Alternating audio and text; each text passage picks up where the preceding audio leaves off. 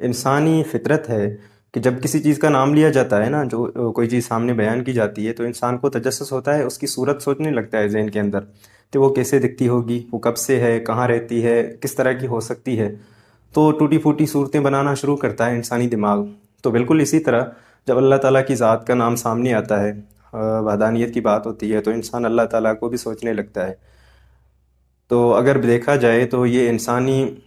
حواس خمسہ اور جن چیزوں سے علم حاصل کیا جا سکتا ہے، چاہے عقل ہو چاہے حواس خمسہ ہوں، تو ان میں اتنا ادراک ہی نہیں ہے کہ اللہ تعالیٰ کی ذات کو سمجھ سکیں، کیونکہ جو وسائل ادراک ہیں نا وہ علوم طبیعیات کے اوپر ہی ان کا کام ہو سکتا ہے۔ اللہ تعالیٰ تو ماورا ہے نا ان چیزوں سے، وہ تو اللہ تعالیٰ کائنات سے ہی باہر ہے، کائنات بھی تو مخلوق ہے نا۔ تو اللہ تعالیٰ شکل و صورت سے اور ہماری بنائی ہوئی خاص کر کے وہ ٹوٹی پھوٹی صورت جو ہم بناتے ہیں، اللہ تعالیٰ ان چیزوں سے پاک ہے۔